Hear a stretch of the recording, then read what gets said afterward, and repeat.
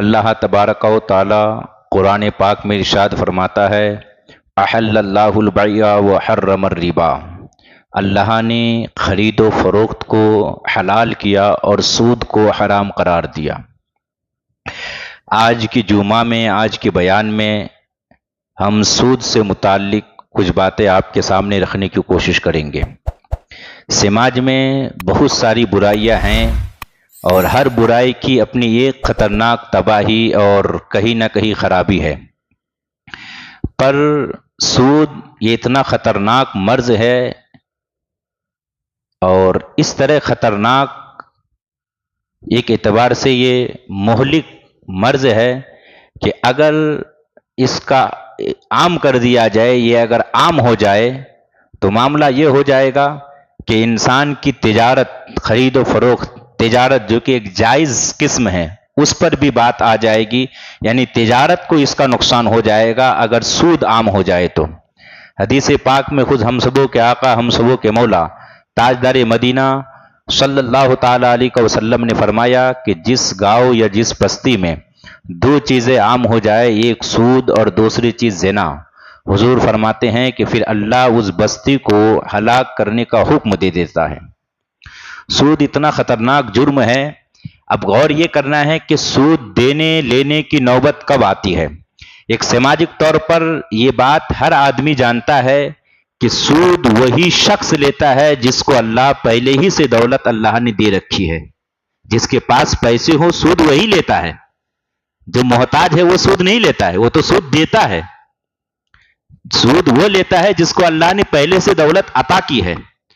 اب یہ سمجھنے کی بات ہے کہ اگر اللہ نے دولت دی ہے تو جائز طریقے سے بھی انسان زندگی گزار سکتا ہے، پر سود کی کیا برائی ہے، اس سے قبل آپ قرض کو سمجھیے اور سماجک ضرورت کو سن لیجیے آپ، کہ سماج میں سود کی نوبت اس لیے آتی ہے چونکہ انسان جب انسان کو آسانی سے قرض نہیں ملتا ہے یا انسان قرض کے ذریعے اپنی ضرورت پوری نہیں کر پاتا ہے، کہیں سے بغیر سود کے قرض حسن نہیں ملتا ہے، تو پھر ایک غریب، ایک لاچار، ایک محتاج آدمی سود لینے پر مجبور ہوتا ہے۔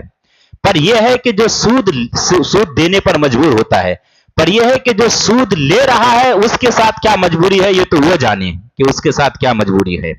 اس سوائے ہرس اور لالچ کے کچھ بھی نہیں ہے۔ حالانکہ یاد رکھیے قرض میں اتنا نفع ہے اور قرض کی اتنی فضیلت حدیث پاک میں آئی ہے۔ خود ہم سبوں کے آقا تاجدار مدینہ صلی اللہ تعالی علیہ وسلم ارشاد فرماتے ہیں، قرض دینے میں کیا فضیلت ہے۔ پہلے انسان کو یہ سننے کی ضرورت ہے، یہ سمجھنے کی ضرورت ہے۔ اگر انسان کو سمجھ میں آ جائے کہ قرض دینے میں اتنا فائدہ ہے تو انسان قرض دینے پر کچھ اس کے بدلے میں مانگے ہی نہ۔ جو قرض دینے کے بعد جو زیادتی لی جاتی ہے اسی کو تو سود کہتے ہیں۔ 10,000 دے کے مہینہ 1,000 10,000 پر زیادہ لینا، یہی تو سود ہے۔ یا 500 زیادہ لینا، یا 10,000 دے کر سال بھر میں 12,000 لینا، یہی تو سود ہے جو 2,000 آپ زیادہ لے رہے۔ سود کی تعریف میرے خیال سے آپ کے سامنے کرنے کی کوئی ضرورت نہیں ہے، آپ سب جانتے ہیں۔ حضور علیہ الصلوۃ والسلام نے صاف فرمایا قرض میں سود کی شمولیت کس طرح ہوتی ہے۔ حضور فرماتے ہیں کل قرض جر منفعتا فہو ربا، ہر وہ قرض جو نفع کھینچ لائے، جو نفع دلائے، تو جو قرض نفع دلائے تو جو نفع آپ کو مل رہا ہے وہ سود ہے۔ حضور نے فرمایا وہ سود ہے۔ تو قرض دے کر جو نفع حاصل کیا جائے وہ سود ہوتا ہے۔ سود کی کئی ساری صورتیں ہیں سماجک طور پر جس کو ہم آپ کے سامنے بعد میں رکھیں گے۔ قرض کی فضیلت جانیے۔ ہم سب کے آقا فرماتے ہیں کہ شب معراج مجھے 2 شخص ارض مقدس لے گئے، یعنی بیت المقدس، وہاں لے گئے۔ کچھ دیر آگے چلا تو میں نے کیا دیکھا کہ خون کا دریا ہے۔ ایک شخص دریا میں ڈوبا جا رہا ہے، ڈوبنے کے قریب ہے، وہ کنارے کی طرف آنا چاہتا ہے، اور دوسرا شخص کنارے پر کھڑا ہے، ساحل پہ کھڑا ہے، اور اس کے سامنے بڑا سا پتھر ہے۔ جب بھی وہ اٹھنے کی کوشش کرتا ہے، یہ کنارے پر کھڑا شخص اس کے منہ میں پتھر پھینکتا ہے، اور بڑا پتھر، اور اس کے بوجھ سے وہ جو ہے پھر دوبارہ خون کے دریا میں جا کے ڈوب جاتا ہے۔ پھر وہ اٹھ کے آتا ہے، یعنی ایسے ہی ہوتا ہے لگاتار۔ حضور فرماتے ہیں کہ جو 2 شخص مجھے لے گئے تو میں نے ان سے پوچھا کہ یہ کون ہے، تو کہا یہ وہ شخص ہے جو سود کھاتا ہے۔ یہ سود کی مذمت ہے۔ اب دیکھیے انسان سود کیوں کھاتا ہے؟ چونکہ اس کو پتا نہیں ہوتا ہے کہ قرض دینے میں کتنی فضیلت ہے اور قرض دینے میں کتنا ثواب ہے۔ سود آدمی تب کھاتا ہے۔ ہمارے آقا محمد عربی صلی اللہ تعالی علیہ وسلم ارشاد فرماتے ہیں کہ 3 طرح کے بندوں کو کل قیامت کے روز اجازت ہوگی کہ وہ جنت کے جس دروازے سے چاہے جنت میں داخل ہو جائے. وہ کون لوگ ہیں؟ نمبر 1، جو شخص کہ مقتول کے ورثہ جو قاتل کا خون معاف کر دے. یعنی وہ شخص ہے کہ کسی نے کسی شخص کو قتل کیا، قتل کرنے کے بعد جس کے بیٹے یا بھتیجے یا بھائی کو قتل کر دیا گیا، وہ شخص قتل کرنے والے کے گھر والوں کو معاف کر دے تو کہا گیا کہ ایسا شخص جنت کے جس دروازے سے چاہے وہ داخل ہو جائے. اور دوسرا کون شخص ہے؟ دوسرا وہ شخص ہے جو حاجت مند کو قرض دے. یعنی جو دوسرے کی ضرورت پوری کرنے کے لیے ضرورت مند کو قرض دے کہ وہ اپنی ضرورت پوری کر لے اور اس پر کچھ سود نہ لے، قرض حسانہ دے. حضور فرماتے ہیں کل قیامت کے روز ایسے بندے کو اختیار ہوگا کہ وہ جنت کے جس دروازے سے چاہے وہ داخل ہو جائے. تیسرا وہ شخص ہے جو ہر فرض نماز کے بعد 10 مرتبہ قل هو اللہ شریف کا ورد کرے. ایسے 3 شخص کے بارے میں حضور فرماتے ہیں کہ کل قیامت کے روز اس کو اجازت ہوگی کہ وہ جنت کے جس دروازے سے چاہے وہ داخل ہو جائے. اور ہم سبوں کے آقا حضور محمد عربی صلی اللہ تعالی علیہ وسلم ارشاد فرماتے ہیں، حضرت عبداللہ بن مسعود رضی اللہ تعالی عنہ حدیث کے راوی، وہ فرماتے ہیں کہ حضور نے فرمایا کہ ہر قرض صدقہ ہے. اب یہ بات سمجھنے کی ضرورت ہے کہ ہر قرض صدقہ ہے. صدقہ کا مطلب یہ ہے کہ صدقہ اسے کہتے ہیں جو آپ نے دوسرے کو مالک بنا دیا، اس پر آپ کو ثواب ملتا ہے. لیکن حضور کیا فرماتے ہیں؟ ہر قرض صدقہ ہے. یعنی قرض دینا کسی کو گویا کہ صدقہ دینا ہے. بات یہی تک رکی نہیں ہے. ہم سبوں کے آقا، ہم سبوں کے مولا تاجدار کائنات صلی اللہ تعالی علیہ وسلم فرماتے ہیں کہ میں نے شب معراج جنت کے دروازے پر لکھا دیکھا. میں نے دیکھا کہ جو شخص صدقہ کرتا ہے اسے 10 گنا ثواب ملتا ہے، 10 گنا زیادہ ثواب ملتا ہے. یعنی 1000 دیا تو 10,000 کا ثواب ملے گا. اگر کسی کو کوئی صدقہ کرتا ہے، صدقہ میں کیا ہوتا ہے؟ انسان کو مالک بنا دیا جاتا ہے کہ یہ پیسہ تمہارا ہے، تم جس چیز میں چاہو خرچ کرو. یہ صدقہ ہے. یہ جنت کے دروازے پہ یہ لکھا تھا کہ جو شخص کسی کو صدقہ کرتا ہے تو اللہ اس کو اس صدقے کا 10 گنا زیادہ ثواب عطا فرماتا ہے. یعنی 1000 کا 10,000. اور جو شخص کسی کو قرضہ دیتا ہے، حضور فرماتے ہیں جنت کے دروازے پہ لکھا تھا کہ جو شخص کسی کو قرضہ دیتا ہے اللہ اس کو 18 گنا زیادہ ثواب دیتا ہے. یعنی 1000 کا 18,000. سوچنے کی بات ہے. حضور نے جبریل امین سے پوچھا کہ اس کا سبب کیا ہے. حدیث پاک میں آیا ہے کہ اس کا سبب کیا ہے، آخر کیا وجہ ہے کہ کوئی صدقہ کرے جبکہ صدقہ میں انسان کو مال دے دیا جاتا ہے، مالک بنا دیا جاتا ہے، تو اس میں صرف 10 گنا ثواب ہے. اور قرضہ دے جبکہ قرضہ کا یہ معاملہ ہے کہ ایک دن پھر وہ پیسے مل ہی جانے ہیں مجھے واپس، پھر قرضہ دینے کے بعد پھر قرضہ دینے کا ثواب 18 گنا زیادہ کیوں ہے؟ تو جبریل امین نے جو بات کہی وہ بہت سوچنے کی بات ہے، غور کرنے کی بات ہے. حضرت جبریل امین نے حضور سے کہا کہ صدقہ وہ شخص بھی مانگ لیتا ہے جس کو ضرورت نہیں ہوتی ہے. بہت سارے لوگ صدقہ وہ بھی مانگ لیتا ہے جس کو ضرورت نہیں ہوتی ہے، پر قرض صرف وہی مانگتا ہے جس کو ضرورت ہوتی ہے.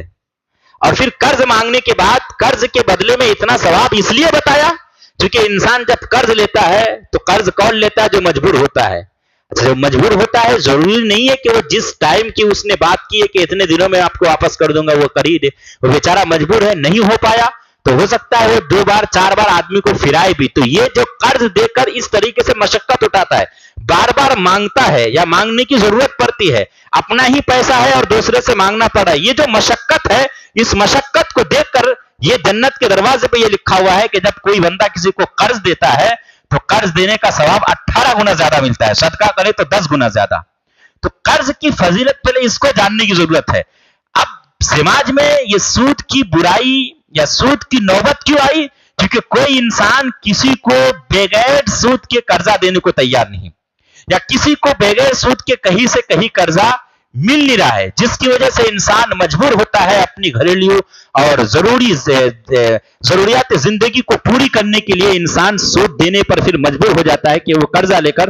ہاں وہ الگ بات ہے کہ ایک وجہ یہ بھی ہے کہ انسان سود جو لیتا ہے ایک بہت بڑے ہماری سماج کی ایک بہت بڑی وجہ جس کو آپ بہت بڑی بیماری بھی کہہ سکتے ہیں. یہ اس طرح خطرناک بیماری ہے کہ اس کی وجہ سے انسان زیادہ سود کے دلدل کی طرف. ایک چیز اور آپ دماغ میں رکھیں کہ کچھ چیزیں ایسی ہے کہ جو سود کے زمرے میں آتی نہیں ہے مگر انسان کو اس سے بچنا چاہیے. مثال کے طور پر یہ کریڈٹ کارڈ ہے، بھلے کچھ شرائط کے ساتھ اس کی جائز کی بات کہی گئی ہے، پر انسان کو اگر سخت ضرورت نہ ہو تو کریڈٹ کارڈ کے قریب بھی نہ جائے. کیونکہ ہوتا یہ ہے کہ اس کو علماء نے اپنے حساب سے بتایا کہ یہ جائز ہے یا یہ ان شرطوں کے ساتھ جائز ہے. ہو سکتا ہے کہ وہ عند اللہ ایسا نہ ہو اور اس برائی میں پھنسنے کی وجہ سے پھر ہم کسی انسان کو بھی سود دینے لگ جائے یا سود کھانے لگ جائے. تو ان چیزوں سے دور ہی رہنا چاہیے. ایک تو یہ بات ہے. دوسری بات یہ ہے کہ انسان سود کے کٹگرے میں آتا کب ہے؟ انسان کی کمائی جب کم ہو، آمدنی جب کم ہو اور اخراجات کا شوق انسان بڑھا دے. مثال کے طور پر 10,000 اس کی آمدنی ہے، تنخواہ ہے، ماہانہ اس کو 10,000 کہیں سے ملتے ہیں، پر شوق 20,000 کا 15,000 کا. ظاہر سی بات ہے جب شوق 20,000 کا ہوگا تو پھر یہ ضرورت، یہ شوق کہاں سے پورے ہوں گے؟ یہ انسان کی ضروریات زندگی کہاں سے پورے ہوں گے آخر؟ اب انسان کی تنخواہ ہے 10,000 یا 15,000 اور شوق رکھا ہے 20,000 کا. ظاہر سی بات ہے پھر آپ کو قرضہ لینا پڑے گا، سود دینا پڑے گا. یہ تو نوبت آئے گی نا. اب انسان کی صرف اتنی حیثیت ہے کہ وہ مشکل سے سائیکل یا بائک چلا لے، بائک کا پیٹرول پور کر لے، وہ اتنا وہ کر لے. اب آدمی جس سے بائک سنبھالی نہیں جاتی ہے وہ انسان 4 ویلر کی لالچ رکھے گا، اس کا شوق رکھے گا. ظاہر سی بات ہے 4 ویلر خریدنا 50-60 ہزار میں آپ کو سیکنڈ ہینڈ مل جائے، یہ بہت آسان کام ہے. پر یہ ہے کہ کہتے ہیں کہ کہاوت ہے کہ ہاتھی خریدنا آسان ہے، پر ہر دن ہاتھی کے لیے کیلے کا درخت لانا کھانے کے لیے یہ بڑا مشکل ہے. تو 4 ویلر بھلے آپ کو بائک کی دام میں، بائک کی قیمت میں مل جائے، پر اس کا پیٹ بھرنا، روزانہ اتنا مہنگا پیٹرول پور کرنا، ڈیزل سے بھرنا، اس کی ضرورت پوری کرنا، یہ ایک پریوار چلانے کے لیے، یہ عام آدمی کے لیے بہت مشکل کام ہے. اب انسان مرتا کہاں ہے؟ سود کی طرف انسان بڑھتا کہاں ہے؟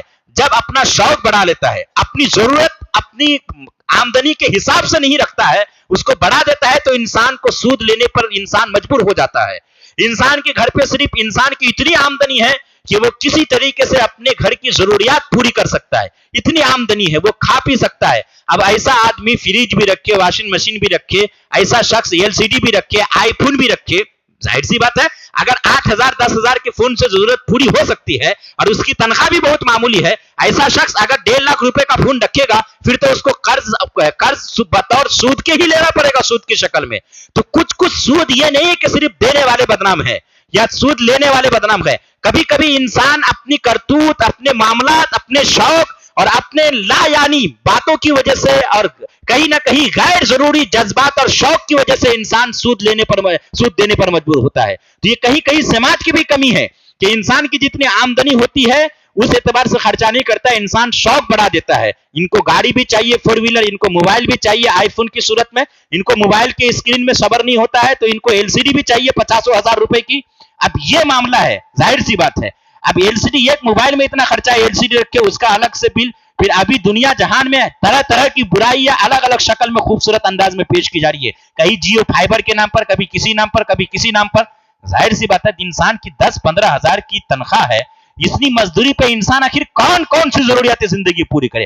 اگر انسان اس طریقے سے اس دنیا کو چمن بنانے کی سوچے گا اور اس طریقے سے انسان کو جنت بنانے کے فکر میں رہے گا تو پھر انسان اپنے آپ کو کہیں نہ کہیں سود کے دلدل میں لے کے جائے گا ہی.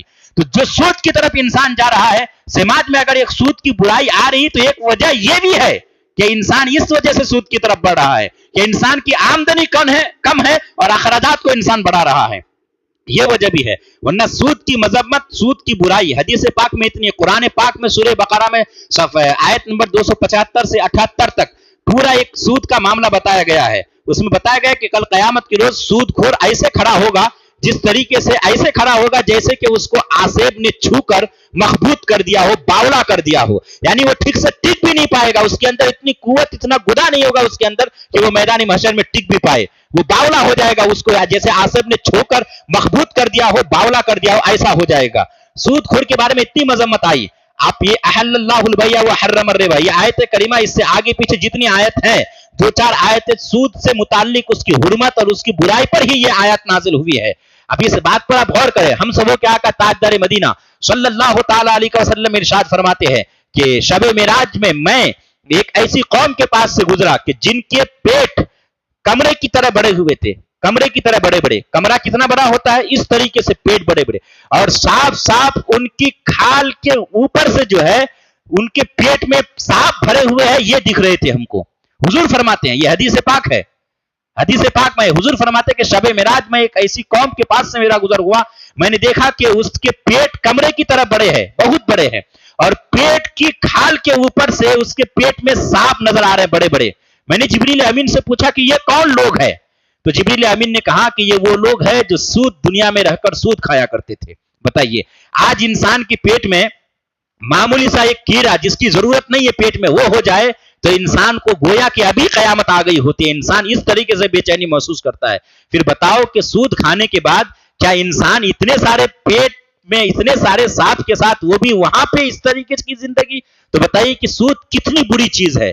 انسان کا پیٹ کمرے کی طرح بڑا ہوگا اور اس میں سارے سانپ بھرے ہوئے ہوں گے، ایک کیڑا ہو جائے تو انسان اس کی وجہ سے بے چین ہو جاتا ہے، معمولی سی پتھری ہو جائے پیٹ میں 1.5 mm کی تو اس کی وجہ سے انسان چھٹپٹانے لگتا ہے۔ اب پورا پیٹ کمرے کی طرح بڑا ہو اور سانپ سے بھرا ہوا ہو، پھر ایسی صورت میں انسان کا حال کیا ہوگا؟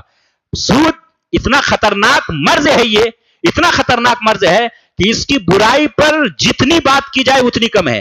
اس کی وجہ سے اتنا نقصان ہوتا ہے کہ جو لوگ سود کھاتے ہیں، ایک کتاب آتی ہے جو قرآن شریف کا ترجمہ ہے کنز الایمان، اس کا حاشیہ ہے سائیڈ میں خزائن العرفان، اس میں لکھا ہے کہ اس آیت میں سود کی حرمت، یہ احل اللہ البیع وحرم الربا، اس کے تحت کہتے ہیں کہ اس آیت میں سود کی حرمت اور سود خوروں کی شامت کا بیان ہے۔ سود کو حرام فرمانے میں بہت سے حکمتیں ہیں، بعض ان میں سے یہ ہے کہ سود میں جو زیادتی لی جاتی ہے وہ معاوضہ مالیہ میں ایک مقدار مال کا بغیر بدل و عوض کے لینا ہے، یعنی جو مال آپ نے دیا دوسرے کو، آپ نے جتنا دیا اس سے آپ زیادہ لیتے ہیں اور اس کے بدلے میں کچھ دیتے نہیں ہیں، یہ سود ہے کہ آپ 10,000 دے کر 12,000 لیتے ہیں اور یہ جو 2,000 آپ نے ایکسٹرا لیا اس کے بدلے میں آپ نے کچھ دیا نہیں، یہ عوض سے خالی ہے، یہ آپ نے زیادہ لیا، یہی سود ہے۔ اچھا، کہتے ہیں کہ اس کی وجہ کیا ہے؟ اس میں ایک تو یہ ہے کہ یہ شرعی ناانصافی ہے، دوسری بات ہے کہ سود کا رواج تجارتوں کو خراب کرتا ہے، بزنس کو خراب کرتا ہے۔ کیوں خراب کرتا ہے؟ خراب اس لیے کرتا ہے کہ سود خور کو بے محنت مال کا حاصل ہونا تجارت کی مشقتوں اور خطروں سے کہیں زیادہ آسان معلوم ہوتا ہے۔ تو ظاہر سی بات ہے سود لینے میں چونکہ کوئی مشقت نہیں ہے اور تجارت کرنے میں بڑی تکلیف ہے، انسان کو 12 15 20 گھنٹے تک محنت کرنے پڑتے ہیں، اور سود آپ گھر بیٹھے بیٹھے بھی حاصل کر سکتے ہیں۔ ظاہر سی بات ہے انسان، اگر آپ بتاؤ اکثر سارے لوگ، ان دنیا کا نظام ان لوگوں سے چلتا ہے جو محنت کرتے ہیں۔ اب اگر محنت کرنے والے لوگوں کے پاس ہی پیسے ہوتے ہیں، اب وہ اگر سود کھانے لگ جائے اور محنت چھوڑ دے تو دنیا کا نظام کیسے چلے گا؟ تو تجارت کو سیدھا ایک اٹیک آئے گا، سود اگر عام ہو جائے تو۔ ایک چیز یہ، دوسری بات یہ کہ تجارتوں کی کمی انسانی معاشرت کو نقصان پہنچاتی ہے۔ تیسری بات یہ کہ سود کے رواج سے باہمی محبت کے سلوک کو نقصان پہنچتا ہے۔ انسان ایک دوسرے سے محبت کرتے ہیں، اگر سود کا معاملہ آ جاتا ہے بیچ میں تو انسان آپس میں جھگڑنے لگتا ہے، انسان کی آپسی محبت خراب ہوتی ہے۔ اور ایک بات یہ ہے کہ انسان کی طبیعت میں درندوں سے زیادہ بے رحمی پیدا ہو جاتی ہے سود کھانے سے، اور ساتھ ہی ساتھ یہ سود ایک نہیں کئی طرح کی تباہی یہ سود لاتی ہے۔ حالانکہ انسان کو کس طریقے سے بچنا چاہیے، اگر اس کے بارے میں ہم بات کریں کہ حضور علیہ الصلوۃ والسلام نے فرمایا کہ کل قیامت، اچھا سود کی ہم نے بتایا کہ سب سے زیادہ سود کا جو معاملہ آتا ہے وہ قرض، انسان جب کسی کو بغیر قرض حسنہ نہیں دیتا ہے، بغیر کچھ لے کے یا نہیں ملتا ہے تو ہی انسان سود کا لین دین کرتا ہے۔ قرض کے بارے میں حدیث پاک میں اتنی باتیں آئی ہے، اور قرض لینے پر انسان جب کسی کو پیسہ دیتا ہے تو سود لینے کو اتنا ضروری سمجھتا ہے انسان کہ انسان سے لڑ بھی لیتا ہے سود لینے کے لیے۔ آئیے ہم سبوں کے امام اعظم ابو حنیفہ رضی اللہ تعالیٰ عنہ، آپ حضرت شقیق بلخی ایک بزرگ ہے، اپنے وقت کے یہ ولی کامل ہے، یہ کہتے ہیں کہ میں امام اعظم کے ساتھ کہیں جا رہا تھا، میں نے دیکھا کہ راستے میں جب ہم لوگ چل رہے تھے تو ایک شخص امام اعظم کو دیکھ کر چھپنے لگا اور راستہ بدل کر دوسرا راستہ اختیار کیا۔ جب حضرت امام اعظم رضی اللہ عنہ کو پتا چلا تو آپ نے اس شخص کو بلایا کہ اس کو بلا کے لاؤ۔ جب وہ شخص قریب آیا تو امام اعظم نے فرمایا کہ تم مجھ سے چھپ کر کیوں بھاگ رہے تھے، تم نے راستہ کیوں بدلا؟ تو آپ نے اس شخص نے کہا کہ میں آپ کا مقروض ہوں، یعنی میں نے آپ سے قرضہ لیا ہے، میں نے اب تک دیا نہیں ہے، تو مجھے آپ کا سامنا کرنے میں مجھے شرم آتی ہے، حیا آتی ہے، مجھے ڈر لگتا ہے کہ میں آپ سے سامنا کروں۔ امام اعظم رضی اللہ تعالیٰ عنہ نے نہ صرف ان کو یہ کہا کہ جاؤ میں نے اپنا قرض تمہارے لیے معاف کیا، میں نے درگزر کیا، میں نے اپنا سارا قرض معاف کیا، ساتھ ہی ساتھ امام اعظم فرماتے ہیں کہ تم جو مجھ سے ڈر رہے تھے اور چھپ کر جو تم نے راستہ بدلا، ظاہر ہے تم کو تکلیف پہنچی، تم مجھے اس تکلیف کے بدلے تم مجھے معاف کرنا۔ دیکھیے قرض تو معاف کر ہی رہے ہیں، ساتھ ہی ساتھ جو تکلیف ہوئی اس کی بھی معافی مانگ رہے ہیں۔ देखिए बुजुर्गान दिन का एक तरीका, ये बात यही तक मौजूद नहीं। हजरत इमाम आजम अबू हनीफा रदियल्लाहु ताला अन्हु, एक शख्स को इमाम आजम ने कर्ज दिया था। एक जनाजे में आप शरीक हुए तो बहुत शिद्दत की धूप है, लोग, एक मकान है, उसकी उसकी दीवार के साए में लोग खड़े हैं। इमाम आजम रदियल्लाहु ताला अन्हु से लोगों ने कहा कि हुजूर आप यहां साए में आ जाएं, आप धूप में खड़े, आपको धूप लग रही है। तो इमाम आजम रदियल्लाहु ताला अन्हु ने जो जवाब दिया वो सुनने के काबिल है और इंसान को समझने की जरूरत है, नसीहत लेने के काबिल है। इमाम आजम ने फरमाया कि ये जिस शख्स का मकान है उसको मैंने कुछ पैसा कर्ज दे रखे हैं, कुछ पैसे मैंने कर्ज दिए हैं, अगर मैं आज इसकी दीवार के साए में खड़ा हो जाऊं तो मुझे खौफ है, कि मुझे डर है कि अल्लाह ताला कहीं मुझे सूदखोरों में ना शुमार कर ले। बताओ कितनी बड़ी बात है। सिर्फ दीवार का साया इसलिए नहीं ले रहे हैं कि इमाम आजम कहते हैं मुझे डर है कि अल्लाह मेरा शुमार सूदखोरों में ना कर ले। इस डर से इमाम आजम रदियल्लाहु ताला अन्हु इतनी शिद्दत की धूप में खड़े हैं और दीवार का साया तक नहीं ले रहे हैं। सूद ये इस तरह खतरनाक मर्ज है कि इसकी वजह से इंसानी समाज में जो मोहब्बत खत्म होती है सो होती है, मोहब्बत तो खत्म होती है। इंसान के अंदर काहिली, सुस्ती, बेरहमी, इंसान जालिम बन जाता है सूद की वजह से। इंसान एक दूसरे की जरूरत को समझने के काबिल नहीं रहता है, इंसान के अंदर से रहम खराब हो जाता है, जो रहम दिली है वो इंसान के अंदर से बर्बाद हो जाती है, फिर इंसान एक जालिम का पुतला बन के रह जाता है। सूद खाने से इंसान का दिल सख्त हो जाता है, और इतना नहीं, पत्थर से ज्यादा सख्त हो जाता है इंसान का दिल अगर इंसान सूद खाता है। सूद इस तरह खतरनाक मर्ज है कि अगर सूद और ज़िना के बारे में हुजूर फरमाते हैं, अगर किसी बस्ती में ये दो चीज आम हो जाए, ये दो चीज सिर्फ आम हो जाए तो उस बस्ती को अल्लाह हिलाक करने का हुक्म दे देता है। तो सूद इस तरीके से खतरनाक मर्ज है। खुद आज बहुत सारे लोग इस तरह की बात करते हैं कि आखिर सूद में इतनी पाबंदी क्यों है, इसकी हिकमत क्यों है, अल्लाह ने आखिर सूद को हराम क्यों किया। इस तरीके से सवालात मेरे इमाम से भी पूछे गए। मेरे इमाम सईदी सरकार आला हजरत रज़ियल्लाहु ताला अन्हु से पूछा गया कि आखिर इस्लाम के इतने सारे कवानीन क्यों है कि आप सूद नहीं ले सकते, आप ये नहीं कर सकते, आप शराब नहीं पी सकते, ये गुनाह नहीं कर सकते, वो नहीं कर सकते, ये सब तो दुनिया में ऐशो इशरत की चीज है, ये इंसान क्यों नहीं कर सकता है। मेरे इमाम ने कहा कि तुम हो कौन, तुम एक बंदा हो, अगर तुम बंदे हो तो फिर तुम्हें बंदगी, तुम्हें जो है सरे खम तुम्हें अल्लाह के सामने सरे तस्लीम तुम्हें खम कर देना चाहिए, तुमको अपना सर झुका देना चाहिए। तुम ये सोचते हो कि इसमें हिकमत क्या है। आज किसी मुल्क के बाशिंदे को अपने मुल्क के बनाए हुए कानून पर हर गिरी की इजाजत नहीं है, एतराज करने की इजाजत नहीं है कि वो किसी मुल्क के बनाए हुए उसूल पर कोई उंगली उठाए और वो कहे कि इस मुल्क में इस कानून की जरूरत क्या है, इस दफा की जरूरत क्या है। अगर कोई आम इंसान एक मुल्क में जो कि फानी है, एक कंट्री जो कि फानी है, फना होने वाली है जो कंट्री, अगर उसके बनाए हुए निजाम, उसके किसी कानून पे अगर उंगली नहीं उठा सकता है उसका बाशिंदा, फिर जो तमाम मुल्कों का खालिक है, जो तमाम कंट्रियों का खालिक है, जो तमाम बादशाहों का बादशाह है, जो बादशाह हकीकी है, अजली है, अबदी है, फिर उसके बनाए हुए वसूल पर कैसे कोई इंसान को उंगली उठा सकता है कि अल्लाह ने ये सूद का निजाम, सूद के निजाम को अल्लाह ने हराम क्यों करार दिया है। बात यही तक महदूद नहीं, इंसान ये समझता है कि अगर हम सूद का कारोबार नहीं करेंगे या हम इंटरेस्ट का मामला नहीं रखेंगे तो फिर हम इंटरनेशनल मार्केट में आगे कैसे बढ़ेंगे, हम इस तरीके से दूसरे कौम पर सबकत कैसे ले जाएंगे, हम दूसरे कौम का मुकाबला करने कैसे आएंगे। मेरे इमाम सईदी सरकार आला हजरत इस तरह के सवाल के जवाब में कहते हैं कि क्या तुम्हें हुजूर का इरशाद मालूम नहीं कि ये दुनिया मुसलमानों के लिए कैद खाना है, क्या तुम इसमें जिंदगी में, तुम क्या दुनिया में मजा लेने के लिए आए हो, क्या तुम इस दुनियावी जिंदगी को जन्नत बनाने के लिए आए हो। हरगिज नहीं। दुनिया जो शख्स चाहता हो कि वहां बेकैद रहे तो यहां कैद बंद में रहे, जो शख्स कल मैदान महशर में, कल कयामत में बेकैद और आजाद की जिंदगी चाहता है, उस शख्स को ये चाहे, उस शख्स को चाहिए कि फिर वो ये जिंदगी कैद और मशक्कत की जिंदगी गुजारे, ये इस्लाम के कवानीन और उसकी पाबंदियों के कटघरे में आकर अपनी जिंदगी गुजारे, तब कल वहां आजादी की जिंदगी गुजार सकता है। क्यों ये दुनिया, ये कहीं से कहीं तक ये मुसलमानों को किसने कहा कि तुम काफिरों की वसात माल, उसकी फरावानी, उसकी सहूलियत, काफिरों की सहूलियत और जिंदगी की ऐशो अशरत, उनकी जो ऐशो इशरत वाली जिंदगी है, ये जो सूदों और शराबों वाली जो जिंदगी है, इसको देखकर आप लालच करें, ये किसने कहा है, ये किसने कहा है। जबकि हदीस पाक में आया है, हदीस पाक का मफहूम मैं आपके सामने रखूं, अल्लाह फरमाते हैं अगर मुझे अपने मोमिन बंदों की दिलजोई अगर मकसद ना होता, अगर मुझे अपने बंदों का ये मकसद ना होता, मोमिन बंदों का, तो मैं काफिरों के घरों के जीनों को मैं सोने का जीना बना देता, यानी इतनी दौलत देता।